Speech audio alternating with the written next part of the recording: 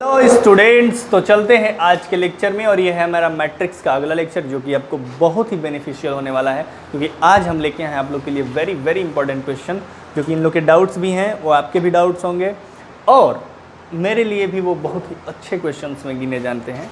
तो आज कराऊँगा आप लोग को। जो भी क्वेश्चन मैं बोर्ड पर कराता हूँ, वैसे भी आपको पता है कि इंपॉर्टेंट क्वेश्चन होता है। जो क्वेश्चन मैं पढ़ा रहा हूँ और जो चीज़, जो कंटेंट दे रहा हूँ, इसके अलावा आपको कोई साइड बुक, कोई कुछ भी पढ़ने की ज़रूरत नहीं है बच्चों, क्योंकि इतना काफ़ी इनफ कंसेप्ट मैं आपको दे दे रहा हूँ। अगर आप इतने को प्रिपेयर रखते हैं तो आप बोर्ड या मेन तक के सिलेबस को पूरा कवर करेंगे। तो चलते हैं। और हमारे पास डाउट जो आया है वो आया है क्वेश्चन नंबर 24, जो कि स्टूडेंट्स हमारी आई हैं भाई। Use matrix multiplication to divide 30,000 in 2 parts. भाई क्वेश्चन क्या कह रहा है? क्वेश्चन कह रहा है कि 30,000 को 2 भागों में बांट दीजिए और बांट के total interest 9% on first part and 11% on second part, amounts 3060। Amount 30, जो इंटरेस्ट आ रहा है दोनों से, जो इंटरेस्ट एक ऐसा बात समझो कि हमारे पास 30,000 क्या है, 30,000 मनी है और हम इसको 2 पार्ट, ये एनसीईआरटी पे बेस्ड क्वेश्चन है। एनसीईआरटी में ऐसा एक क्वेश्चन है कि 30,000 है, उसको 2 भागों में बांट दो। बॉन्ड है, उसको 2 भागों में बांट दो और ऐसा बांटो कि पहले पे क्या हो रहा है, पहला जो है वो इंटरेस्ट 9% है और दूसरा जो है 11% है। माने अगर 30,000 को 2 भागों में बांट रहे हैं तो पहले से जो इंटरेस्ट मिल रहा है, मान लो हमारे पास 30,000 मनी है और इस मनी को हम 2 भागों में बांट दिए। तो अगर इस मनी को हमने 2 भागों में बांटा तो कैसे बांटेंगे? ऐसा थोड़ी है 50-50,000 कर देंगे हम अपनी मर्जी से। मान लो 30,000 की 10,000 20,000 कर लें, 12,000 18,000 कर लें, 2 भागों में बांटता है। लेकिन अगर नहीं पता है तो हम 2 भागों में कैसे बांटेंगे? एक को मानेंगे x तो दूसरा हो जाएगा 30,000 माइनस x। ठीक है, एक x मानेंगे तो दूसरा क्या हो जाएगा 30,000 माइनस x, क्योंकि मान लीजिए 10,000 है तो दूसरा 30,000 में से 10,000 घटा देंगे तभी तो 20,000 आएगा। इस तरीके से 2 बाउंड को ब्रेक कर लेंगे। हम 2 जगह रुपया खर्च कर रहे हैं, एक x रुपया खर्च कर रहे हैं तो एक दूसरा रुपया हो गया 30,000 माइनस x। पहले रुपये मतलब पहला जो बॉन्ड हमने खर्च किया, कहीं पहला लगाया पैसा 30,000 में से, उससे इंटरेस्ट मिल रहा है 9% और दूसरा जो है 30,000 माइनस x, इससे इंटरेस्ट मिल रहा है 11%। और जो दोनों इंटरेस्ट मिल के पैसा हमको मिल रहा है वो क्या मिल रहा है 3,060। ठीक है, 3,060 रुपीज़ इंटरेस्ट मिल रहा है। बच्चों एक बात बताइएगा, एक सिंपल सा प्रॉब्लम है ये कि अगर हमारे पास 30,000 रुपीज़ है तो 30,000 रुपीज़ को हम 2 भागों में ब्रेक कर लिए। एक हो गया x तो एक हो गया 30,000 माइनस x, 2 भागों में हम ब्रेक कर लिए। और ये जो पैसा है ये 2 भागों में जो बट गया, ये 2 भागों में बटा हुआ पैसा, पहले पे जो इंटरेस्ट मिल रहा है वो क्या मिल रहा है 9% और दूसरे से जो इंटरेस्ट मिल रहा है वो मिल रहा है 11%। ठीक है, पहले से इंटरेस्ट मिला 9%, दूसरे से मिला 11% और दोनों इंटरेस्ट मिल के हमको फ़ायदा कितना हो रहा है 30,060 का। मतलब एट लास्ट मुझे इतना रुपया मिल रहा है। अब हम इसको मैट्रिक्स के तरीके से कैसे करेंगे? तो मैट्रिक्स के तरीके से ऐसे करेंगे कि मान लो कि है एक से तो एक 30,000 माइनस x हो जाएगा। ठीक है, ये हो गया हमारा रुपीज़। ये क्वेश्चन का फॉर्मेट था, जो दिया था मैंने आपको समझा दिया है। हमको इस वाले को अरेंज करना है कि किस ऑर्डर में अरेंज करें कि हमें 30,060 मिले। मैं इसको ऐसा इसलिए लिखा हूँ कि इसका ऑर्डर है 1x2। जब तक इसका ऑर्डर 2x1 नहीं लिखूंगा मुझे 1x1 इधर नहीं मिलेगा। हमको क्या है 30,060 रुपया टोटल मिल रहा है, तो हम इसको इस तरीके से मल्टीप्लाई करें कि मल्टीप्लाई करने के बाद 1x1 ऑर्डर का मैट्रिक्स आए। समझ में आ रहा है? और ये 1x1 ऑर्डर का कब आएगा? जब ये 1x2 है तो ये 2x1 हो जाए। अब पहला इंटरेस्ट है 9%, पहला कितना है और दूसरा है कुछ नहीं, मल्टीप्लाई हो जाएगा। ये 1x2 है तो इसको ऐसे, मतलब इसको ऐसे ही मल्टीप्लाई करते हैं तो x से इसमें होगा तो x into 9% plus 30,000 minus x into 11% is equal to 3060। अब ये बताओ 9% का मतलब है 9x/100 और इसका मतलब है 11/100 ऑफ 30,000 माइनस x। बोलो भाई, और ये टोटल मिलके 3060 है। क्या है 3060। एक बात बताना, ये 9x/100 प्लस से 11 से मल्टीप्लाई करेंगे तो 33,000, नहीं, इतना 33 हो गया, 40/100 minus 11x/100 is equal to 3060। ऐसा होगा कोच? बोलो, सब सही चल रहा है? 20 से 20 गया, तुम्हारे पास ये आया 3300, और 9x में से 11x घटेगा तो -2x/100। ऐसा हो रहा है क्या? Is equal to 3060। ये 3060 इधर आके घट जाएगा तो 3300 में से 3060 घट जाएगा तो आएगा हमारे पास 240 इक्वल टू 2x/100। बोलो, यही ना आएगा 240, और 2 से घटा देंगे तो ये कितना आएगा 120, और x से मल्टीप्लाई, x इक्वल टू, अब ये 100 है, इधर मल्टीप्लाई कर देंगे तो x इक्वल टू आ जाएगा 12,000, 12,000। तो एक बॉन्ड में हमने इन्वेस्ट किया 12,000, तो दूसरा वाला कितना होगा 30,000 माइनस x, मतलब 18,000। यही पूछा था कि दो भागों में बांट रहे हैं तो पहला कितना होगा, दूसरा कितना होगा। तो पहला ब्रेक हुआ 12,000 में, दूसरा 18,000 में। ठीक है, आंसर समझ में आया? क्वेश्चन सॉल्व हुआ? बस ऐसे ही उठा के एग्जाम में कर देना है अगर ऐसा आया तो। ठीक है, समझ में आया? तो ये था वर्ड प्रॉब्लम।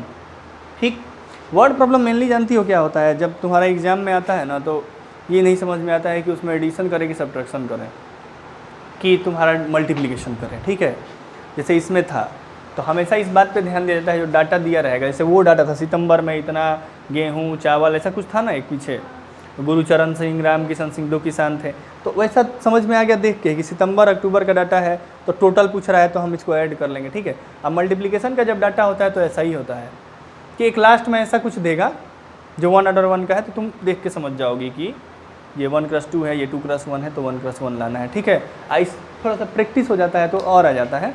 तो अभी जो टाइम रहे ना, इसी में सब होता है। एग्ज़ाम के टाइम ये सब क्लियर नहीं होता। एग्ज़ाम के टाइम तुम जो पढ़ी हो वही रिवाइज हो जाए तो बहुत है। मतलब जो हम लोग का, इसीलिए मैं क्यों बढ़ा रहा हूँ, एक एक चीज़ क्यों पढ़ा रहा हूँ अभी। तुम लोग को लगता होगा कि एग्ज़ाम के टाइम सर ये वाला लगवा देंगे ना पब्लिकेशन, ये वाला PYQ लगवा देंगे। नहीं, कुछ भी नहीं लगवाऊँगा, ये मेरा आदत ही नहीं है। बस जो पढ़ाया हूँ वही रिवाइज कराऊँगा। अब वो भी मैं नहीं रिवाइज करूँगा, टेस्ट लूँगा, तुम रिवाइज करके आओगे, टेस्ट दोगे। ठीक है, तो ऐसे चलेगा, क्योंकि वो सारे हो जाएंगे तुमसे, इससे बाहर के कुछ नहीं रहेंगे।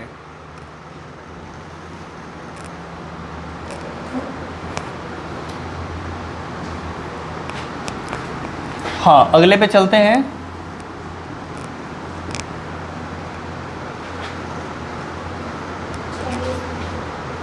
अगला क्या है? 26। Prove that the product of matrices in null matrix when theta and phi different by multiple of pi/2। Multiply करो, इसमें क्या मैं बताऊँ, मैं इसी पे समझा दूँ या बता दूँ? चलो भाई, पूछ रही है, डाउट है तो लेवल 2 का बता ही देता हूँ। Prove that the product of matrices, इसका प्रोडक्ट करना है और बताना है कि ये अगर cos square theta, cos theta, sin theta,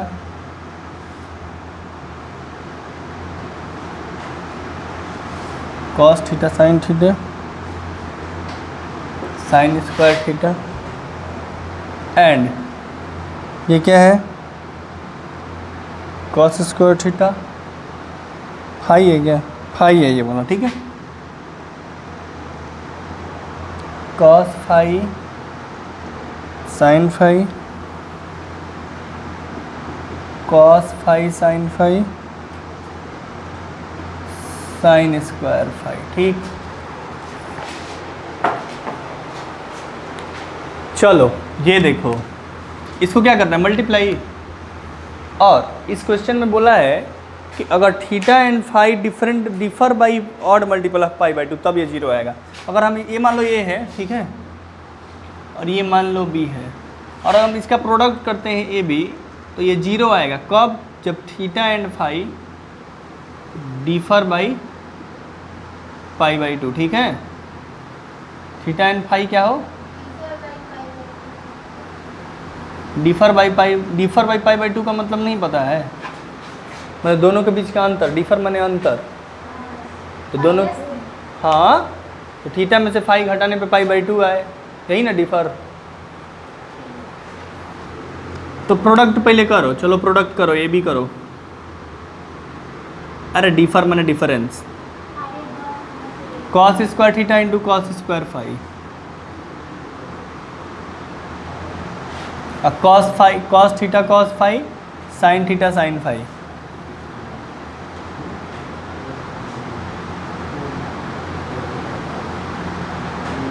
ठीक है, cos square theta into cos square phi, cos theta cos phi, sine theta sine phi. चलो अब इससे इसमें होगा theta cos square theta into cos phi, अरे इससे इसमें होगा, इससे इसमें होगा ना यहाँ, क्या कीजिए वो तो भैया cos square theta into cos phi sine phi plus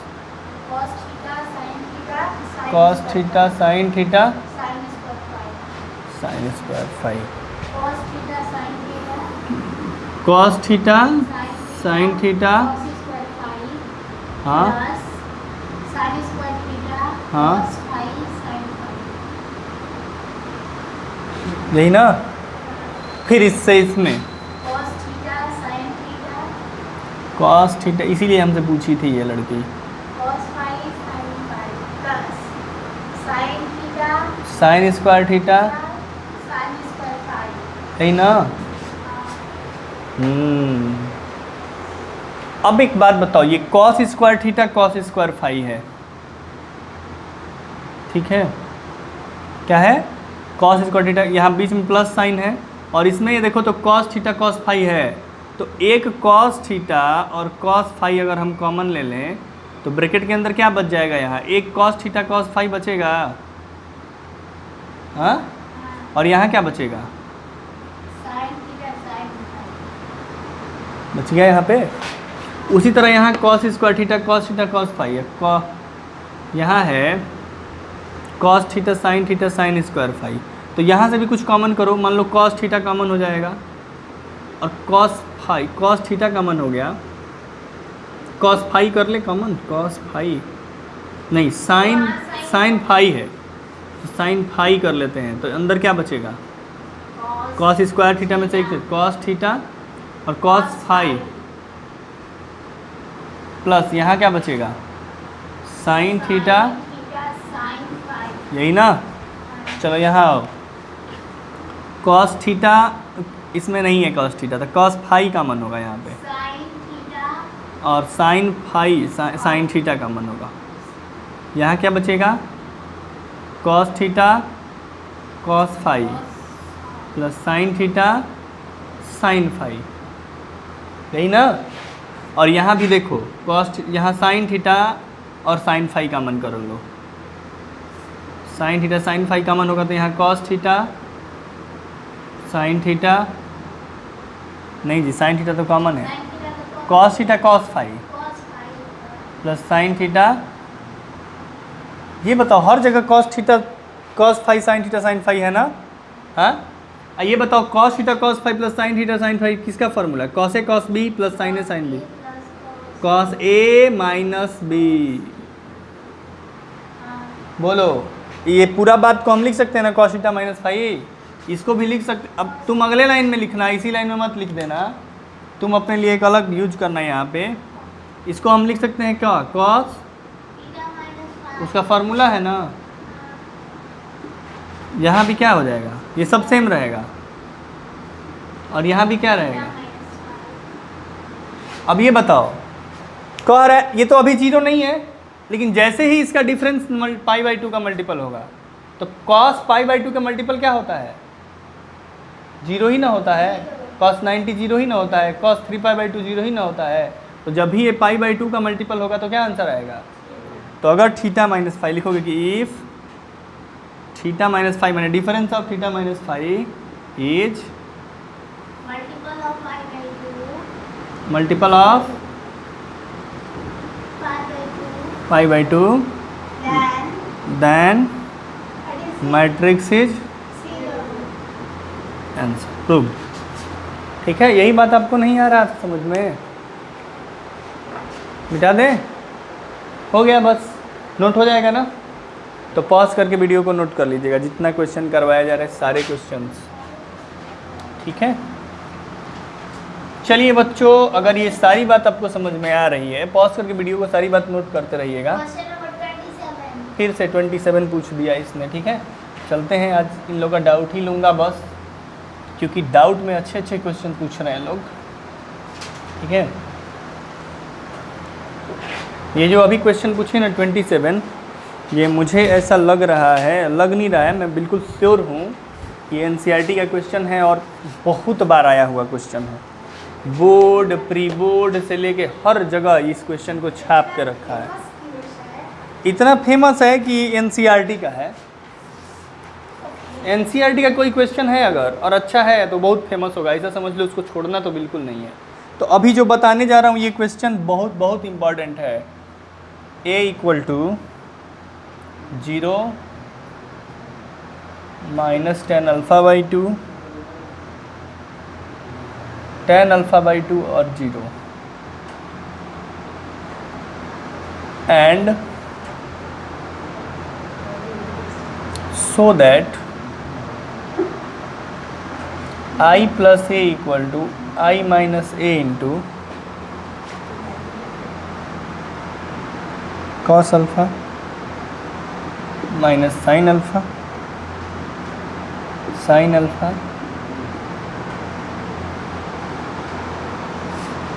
और ये जो I है, I is identity matrix of order 2 cross 2। इस क्वेश्चन के इतने सारे रूप बन जाते हैं, इम्पॉर्टेंट हो जाता है। देखो आज जो भी है ना, सब आज के खजाने में सब इम्पॉर्टेंट क्वेश्चन आया है, ठीक है। क्योंकि ये मैट्रिक्स मैं ऐसा ले ही लिया हूँ इम्पॉर्टेंट टॉपिक की। तुमको बोला था ना कि हम लोग इन्वर्स ट्रिग्नोमेट्री कितने लेक्चर में कंप्लीट किए थे? 23, 24, ठीक है।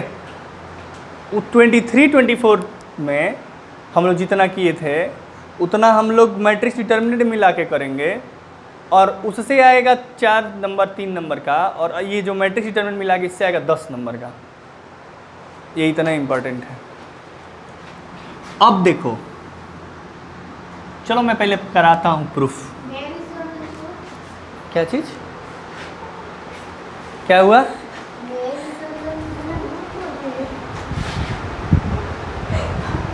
चले, ठीक है। चल इस क्वेश्चन को करते हैं सॉल्व। वेरी इंपॉर्टेंट, ठीक है। समझो समझो, स्कूल में भी आएगा, प्री बोर्ड में भी आएगा, मैं लिख के दे रहा हूँ। अभी जो टेस्ट होगा ना जुलाई में, उसमें भी आएगा। हर जगह ये क्वेश्चन बिना आए काम नहीं चलने वाला है, ठीक है। चलो आओ इधर देखो, खूब सुंदर से लिखेंगे इस क्वेश्चन को, ठीक है। क्योंकि इतना बार ये आया हुआ है, इतना आया हुआ ये क्वेश्चन है कि इसको मैं थोड़ा सा अच्छे से लिखता हूँ।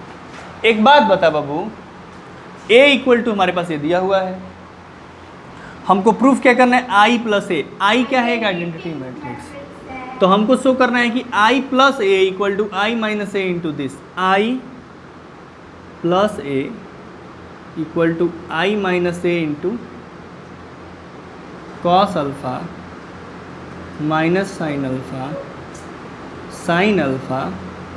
कॉस अल्फ़ा, यही ना। अब एक बात बताओ, i प्लस ए का मतलब क्या होगा? i माने आइडेंटिटी, a का मतलब क्या होगा? अल्फ़ा है, ठीक है, equal to I minus A 1 0 0 1 minus A माने 0 माइनस tan अल्फ़ा बाई 2 0। और ये चूँकि i माइनस ए ऐसा है, ऐसे नहीं, ए उसके साथ मल्टीप्लाई में नहीं है, पूरा घटा के है, ऐसे है, ठीक है। Cos alpha minus sine alpha cos alpha. एक बात बताओ, हम लोग इसको लेके इधर चला जाए या इसको लेके इधर आया जाए? इसको लेके इधर आना थोड़ा सा अच्छा होता है, ठीक है। देखो इधर 1, इसको जोड़ देंगे तो क्या आएगा? 1 में 0 जुड़ेगा तो 1 में 0 जुड़ेगा तो 0 आएगा। 1 में 0 होगा तो 0, 0 में -10 अल्फा बाई 2 जुड़ेगा और 0 + 10 अल्फा बाई 1,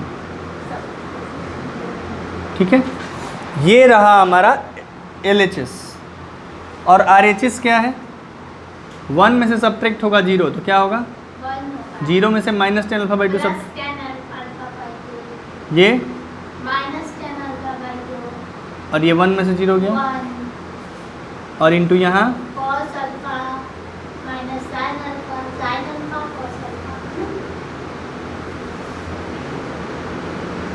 यहाँ तक सुंदर से सजा दिए ना हम लोग।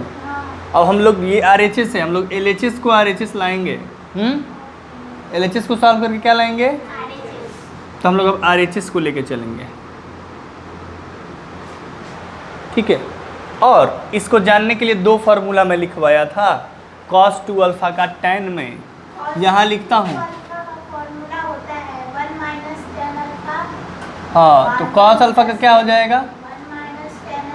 tan square alpha by 2 upon 1 plus, ठीक है। और साइन अल्फा का क्या होता है? 2 tan अल्फा बाई 2 प्लस, ठीक है, यही होता है ना। तो ये याद कर लेना, क्योंकि यही क्वेश्चन को खास बनाता है। इस क्वेश्चन को खास क्या बनाता है? यही फार्मूला।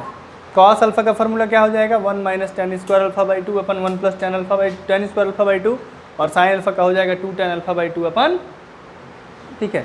अब tan हर जगह है, इतना tan ना लिखे, मैं tan को t मान लेता हूँ। tan अल्फा बाई 2 को क्या कर लूँगा? tan अल्फा बाई 2 को t लेट करूँगा। तो यहाँ बताओ RHS में देखो, ये 1 और tan अल्फा बाई 2 को क्या लेट करेंगे? इधर साइड में लिख देंगे यहीं पे, चूँकि ये फार्मूला याद दिलाया मैं, यहाँ लेट, चलो मैं डायरेक्ट लिखता हूँ, तुम समझ लेना। tan अल्फा बाई 2 को t, और यहाँ cos अल्फा को क्या लिखेंगे? 1 - t स्क्वायर अपन 1 प्लस, और साइन अल्फा को -2t अपन 1 प्लस टी स्क्वायर। चूँकि tan अल्फा बाई 2 को t लेट किया हूँ तो 2t अपन 1 प्लस टी स्क्वायर है ना। अब यहाँ देखो, यहाँ भी ऐसे ही 2t अपन 1 प्लस, और cos 2 अल्फा का 1 - t स्क्वायर अपन 1 प्लस। ये समझ में आया? बोलो। अब मल्टीप्लिकेशन करो, मल्टीप्लिकेशन करो। करेंगे कैसे? यहाँ 1 इंटू दिस और t इंटू दिस, ऐसे ही ना मल्टीप्लाई होता है। तो 1 इंटू 1 - t स्क्वायर, यहाँ लिख रहा हूँ, मल्टीप्लाई कर रहा हूँ। 1 इंटू ये तो पूरा आएगा, और प्लस t इंटू ये,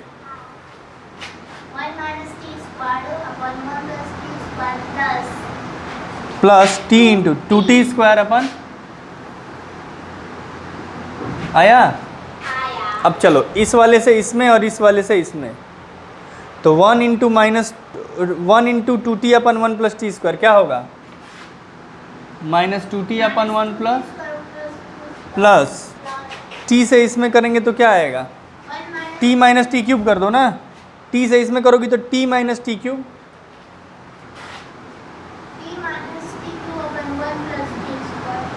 सही है। चलो अब फिर वैसे ही इस रो से इस फर्स्ट कॉलम में, तो t into 1 - t square upon 1 plus T square, तो t इंटू ये -t है, ये प्लस टी क्यूब, हाँ, ये -t प्लस टी क्यूब अपन 1 प्लस टी स्क्वायर, प्लस 1 से इसमें करेंगे, चलो अब फिर इसमें से इसमें करेंगे, तो 2t स्क्वायर प्लस 1 से इसमें करेंगे तो 1, ठीक है। अब इसीलिए लिख दिए थे t, क्योंकि अब tan इतना लिखते तो तुम लोग लास्ट में फिर t को tan लिख लिया जाएगा।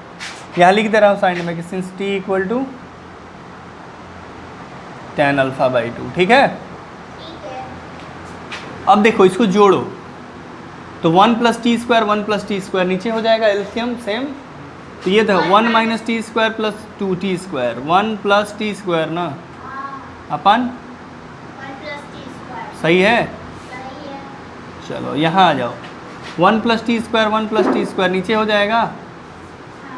अब यहाँ हो जाएगा माइनस 2t और यहाँ हो जाएगा plus T minus T cube. बोलो सब ठीक है ना। अब ये देखो माइनस 2t प्लस टी, बोलो माइनस टी एलसीएम लिए 1 प्लस टी स्क्वायर दोनों के नीचे था। अब ये minus 2t plus T minus T cube, minus 2t plus T minus T minus minus T ना। चलो दोनों को उल्टा के माइनस टी लिख रहा हूँ, ठीक।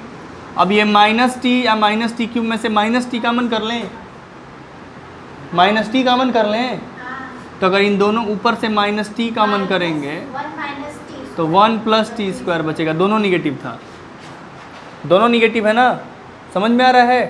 बोलो चलो नीचे वैसे ही 1 plus T square 1 plus T square कर लें ऊपर। यहाँ क्या आ जाएगा minus T plus T cube plus 2t, T cube और minus T plus 2t, T plus T cube और टी प्लस टी क्यूब में से टी कॉमन करेंगे तो 1 प्लस टी स्क्वायर, तो टी कॉमन कर लेंगे यहाँ से तो आएगा 1 प्लस टी स्क्वायर और फिर यहाँ आ जाओ 1 प्लस टी स्क्वायर आएगा यहाँ। अब ये 2t square plus 1 minus T square तो 1 प्लस टी स्क्वायर यही आएगा ना, 2t स्क्वायर में से टी स्क्वायर गया। अब एक बात बताओ 1 plus T square upon 1 plus T square 1, ये 1 ये भी ये माइनस टी, ये कैंसिल हो गया टी और ये 1 आया। बोलो अब टी को क्या माने थे 1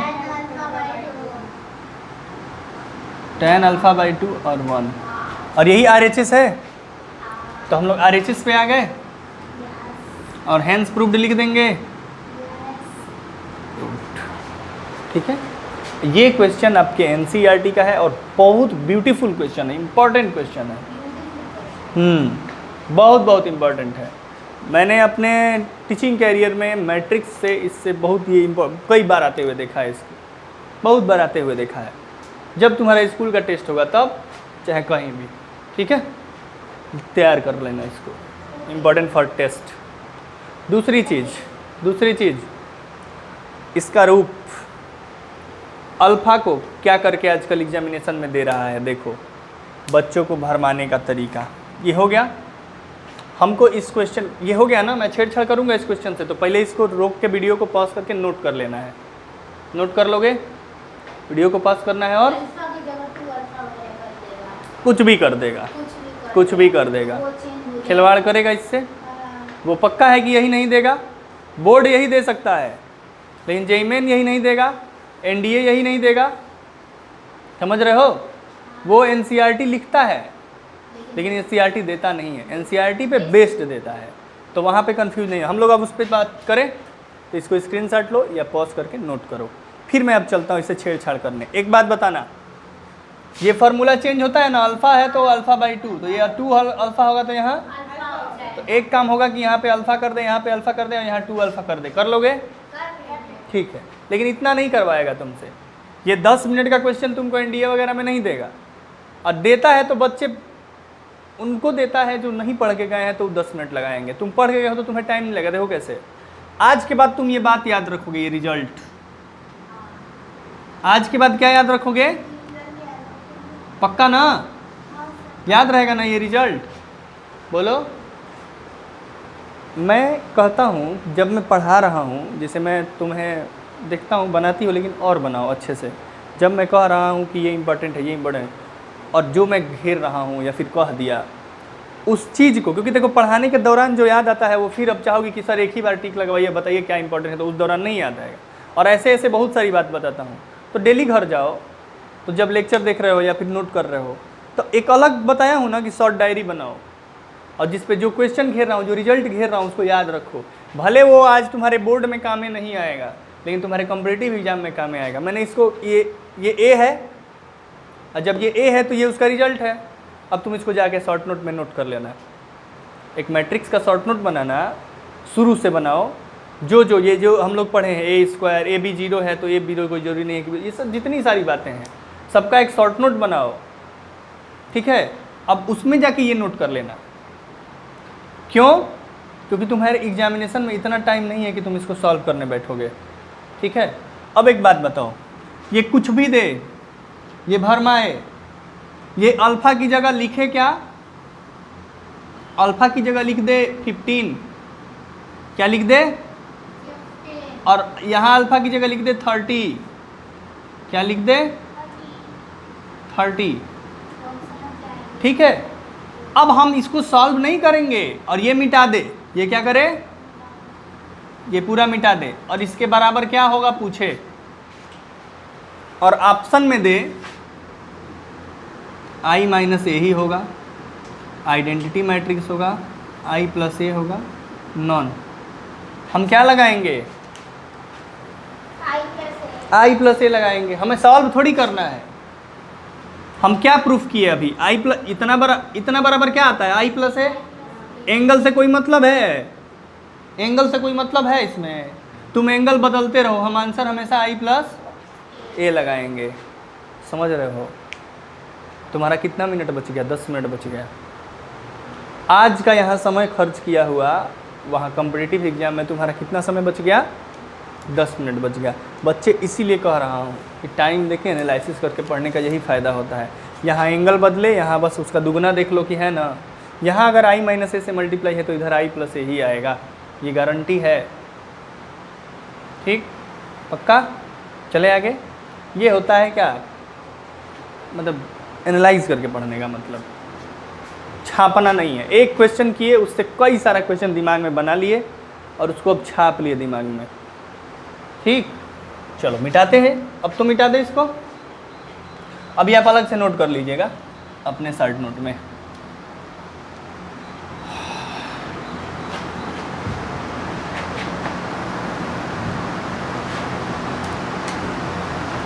अब क्या है ना कि देखो, ये पढ़ाने का मज़ा ही कुछ और है।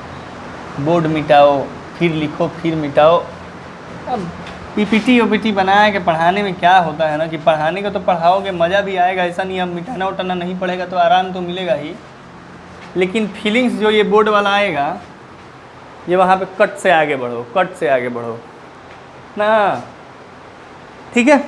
कोई बात नहीं, सबका अपना अपना मज़ा है। मज़ा लेके पढ़िए, बिल्कुल एकदम इंटरेस्ट के साथ डूब जाइए, खो जाइए। अभी हम लोग क्या प्रूफ किए? i minus A into something equal to i plus A होता है। वो समथिंग ए क्या था? Cos alpha minus sine alpha. हाँ, एक बात बताएं, हम बार बार तुम लोग एक बात बोले भी थे तुम लोग से। क्या बोले थे? ये बड़ा ही इंपॉर्टेंट मैट्रिक्स है। बोले थे क्या? बोले थे ना? मेरी बात भूल जाते हो?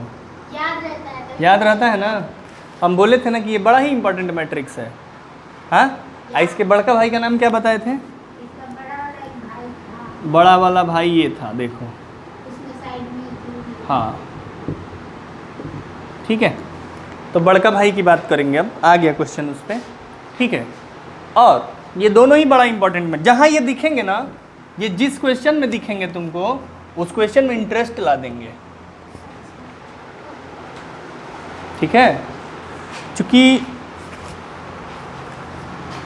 कुछ अच्छी अच्छी बातें करते हैं ये लोग। तो F X equal to cos X minus sine X 0, sine X cos X 0 और 0 0 1, यही है ना क्या बच्चों? और हमको इसमें जानते हो क्या प्रूफ करना है? वाह, अरे भाई वाह, हम ऑलरेडी प्रूफ करवा चुके हैं, यही ये प्रूफ करवाएगा। हम बोले भी थे जब प्रूफ करा रहे थे, तो लेक्चर जाके देखो कि देखो यहाँ F X into F Y लिख देता है, और हम लोग अल्फ़ा बीटा लेके किए थे, याद है? हाँ, आया उसका बड़ा भाई आया। बातें मेरी याद आ रही हैं? वो ए अल्फ़ा बराबर एक मैट्रिक्स था जो 2 ऑर्डर 2 का था, अल्फ़ा था, और ए अल्फ़ा इंटू ए बीटा किए थे तो ए अल्फ़ा प्लस बीटा आया था। और यहाँ भी करेंगे तो वही आएगा। और ये भी क्वेश्चन बड़ा पूछता है कि यहाँ मिटा देगा, ऑप्शन में देगा F of X Y, F X Y क्या होगा? तो एफ एक्स प्लस वाई इसका आंसर होगा। याद रखना है ये भी। ये मत कराएं, नहीं कराएं, नहीं कराए, क्या करना ही है, एफ एक्स रखना है। अब एफ वाई लिख लो अपने मर्जी से। एफ वाई क्या होगा, cos Y minus sine Y zero, sine Y cos Y zero. अरे यही इसके पिछले लेक्चर या उसके पिछले लेक्चर में मिल जाएगा तुमको। मल्टीप्लाई करो, कैसे करते हो 3 और 3 का मल्टीप्लाई। एफ एक्स यहाँ लिख लो, एफ एक्स क्या है, कॉस एक्स, थोड़ा सा इधर लिख दिया हूँ ना, इधर लिखता हूँ। ये एफ एक्स क्या है, cos X minus sine x zero, sign X cos x zero, 0 0 1। करो तो मल्टीप्लाई कैसे करते हो भाई, इसको ऐसे और ऐसे, मैंने cos X into cos Y minus sine X into sine Y, 0 into 0 क्या हो जाएगा, cos X cos Y minus sine X sine Y और 0 into 0 0, cos X into minus sine Y और minus sine X into cos Y, ऐसे लिखेंगे, minus cos X sine Y minus sine X cos Y 0। अब इसमें 0 ही हो जाएगा, ये सब मल्टीप्लाई हो गया, लास्ट वाला cos X into 0 sine X into 0 0 into 1 0। ठीक है, यहाँ sine X into cos Y plus cos X into sine Y और 0 इंटू 0 0, फिर sine X into sine Y और cos X into cos Y और 0 इंटू 0 0 हो जाता है, फिर ये 0 से ये सब 0 हो जाएगा, लेकिन लास्ट वाला 0 इंटू 0 0 इंटू 0 1 इंटू 1 1 हो जाएगा। तो क्या आ गया भाई, कॉस एक्स प्लस वाई नहीं आ गया, ये cos X cos Y minus sine X sine Y किसका फॉर्मूला है, कॉस एक्स प्लस वाई। यहाँ देखो माइनस कॉमन लेंगे तो ये cos X sine Y sine X cos Y, sine X plus Y का फॉर्मूला हो जाएगा, साइन एक्स प्लस वाई का फॉर्मूला हो जाएगा, sine A cos B cos A sine B, ये 0 और यहाँ sine X cos Y cos X sine Y, क्या हो जाएगा ये साइन एक्स प्लस वाई, ये क्या हो जाएगा minus cos X cos Y minus sine X cos Y, cos X minus cos X plus Y, ये 0 यहाँ 0 0 1। और आपको दिख रहा है ये क्या दिख रहा है कि sir F X plus Y, क्योंकि एफ एक्स था तो यहाँ एक्स था, ये क्या है, समझ में आ रहा है। तो वेरी इंपॉर्टेंट होता है, बहुत ज़्यादा इंपॉर्टेंट होता है ये, और ये बार बार कह रहा हूँ इंपॉर्टेंट इसलिए होता है क्योंकि अब इसके जेई मेन के क्वेश्चन आएंगे तो हिला देंगे, तो वहाँ ट्रांसपोज वगैरह का यूज करता है, मैं वहाँ बताऊँगा।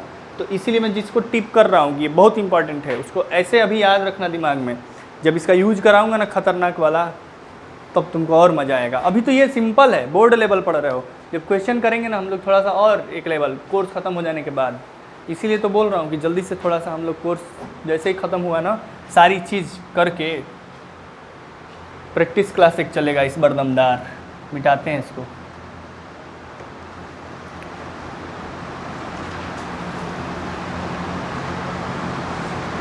इसमें क्वेश्चन हम लेके आएंगे ना आप लोग के लिए, मस्त मस्त।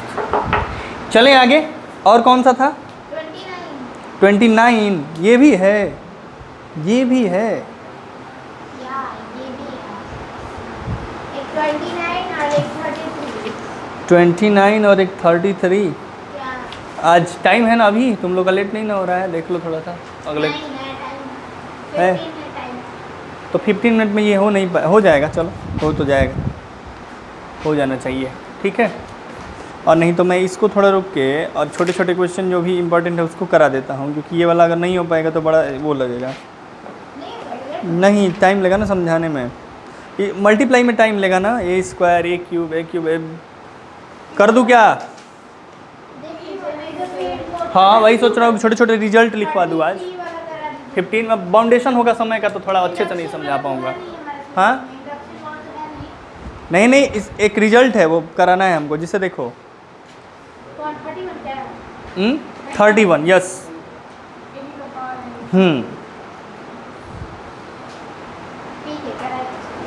करा दें।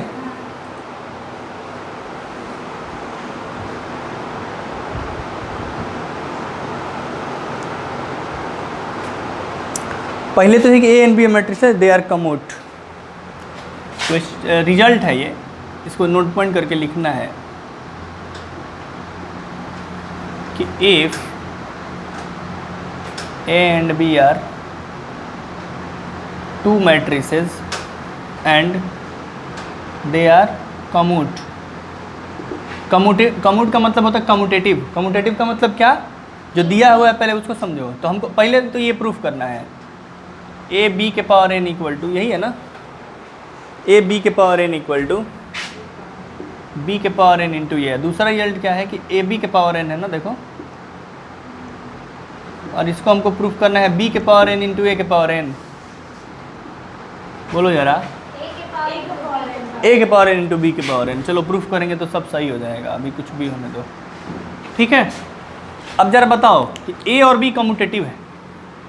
कम्यूटेटिव का मतलब क्या होता है बच्चों, ए बी जो है वो बी ए के बराबर होता है। कम्यूटेटिव का यही ना मतलब होता है कि ए बी बी ए के बराबर होगा, इक्वल होगा। तो जब ए बी आएगा तो हम उसको बी ए लिख सकते हैं। चलो अब पहले को प्रूफ करूँगा मैं, ए बी के पावर एन, ठीक है। मैं इसको लिख सकता हूँ कि ए बी इंटू बी के पावर एन माइनस वन। बोलो, अरे एक बी इसमें से इसके साथ ले लिया और एक बी ऐसे कर दिया। बोलो, नहीं लिख सकते। जैसे बी के पावर 5 है तो नहीं लिखते हैं कि बी इंटू बी के पावर 4, हाँ, बी के पावर 5 को। तो वही अगर ए बी के पावर एन है तो ए बी इंटू बी के पावर एन माइनस वन। अच्छा, ए बी को बी ए लिख सकते हैं ना, क्योंकि कम्यूटेटिव है, ये गिवन है। कम्यूटेटिव का इसीलिए कम्यूटेटिव दिया है। ये कम्यूटेटिव होगा तभी ये कम्यूटेटिव होगा तभी ये रिजल्ट सही होगा। तो कभी कभी रिजल्ट दे के पूछता है कि इट इज़ राइट यानी it is correct when A and B are commutative, associative, ये सब फलान फलान कुछ भी। तो उल्टा भी याद रखना है और सीधा भी याद रखना है। चल भाई आ जाओ, ए बी के power N equal to B के पावर एन इंटू ए। और उसको मैंने क्या किया कि एक बार, अच्छा देखो, ए बी को बी ए लिख सकते हैं इंटू बी के पावर एन माइनस वन। सही है, ऐसे लिख दिए। अब देखो बी ए लिख दिए और फिर से b के पावर n माइनस वन को b इंटू बी के पावर n माइनस टू लिख सकते हैं। हाँ, फिर से इस ए बी को क्या करेंगे, बी ए इंटू बी के पावर n माइनस टू। सही है। अब ये b इंटू बी ए, अब b के पावर n माइनस टू। सही है। अब देखो फिर b a इंटू बी, एक b इसमें से निकाल लिए और ये b के पावर n माइनस थ्री कर लिए। हाँ, फिर ये ए बी बी ए बनेगा। हाँ, ये ए बी बी ए बनेगा, सॉरी यहाँ बी स्क्वायर है, ये ए बी बी ए बनेगा और फिर बी ए इसके साथ बी क्यूब हो जाएगा ये। हाँ, और ये सिलसिला कहाँ तक चलेगा, जब तक ये सारा बी इधर न ट्रांसफ़र हो जाए। हाँ, एक समय ऐसा आएगा ना जब सारा बी इधर ट्रांसफ़र हो जाएगा। देखो यहाँ 3 है तो n माइनस थ्री है, 4 होगा तो n माइनस फोर, 5 होगा तो n माइनस फाइव। हाँ, तो जब n होगा तो ऐसा बात समझो। यहाँ देख रहे हो, यहाँ कर रहा हूँ। अब अगर b के पावर 4 a तो b के power n minus four, b के पावर 5 a तो b के पावर n माइनस फाइव। तो ऐसे ऐसे सिलसिला ये जारी रहेगा। और ये कब तक जारी रहेगा, ना रुका है ना ये रुकेगा, ये है चाहत का सिला। गाना है ना, अरे पिया। n माइनस एन 0 1 तो b के पावर n माइनस वन आ गया। प्रूफ कर दिए ना, ए बी के power n equal to B के पावर n माइनस वन। डंडन डंडन, सही है क्या बाबू, सही है। तो अब अगला है, ना रुका है ना रुकेगा। एक ए बी के पावर 1 होगा तो ए बी आएगा। सिंपल अलजेब्रा इसमें याद रखो ना यार, इसमें तो कोई वो नहीं है। अब ये मान लो कि ए बी का हम स्क्वायर करते हैं तो डायरेक्ट ए स्क्वायर बी स्क्वायर नहीं होगा। हाँ, तो 1 के लिए 2, 3 के लिए भी करेक्ट, तो ऐसे ही क्या हो जाएगा। हाँ, क्या लिखूँ इसको, इसमें क्या प्रूफ करवाऊँ। हाँ, और था एक, बता रहा हूँ,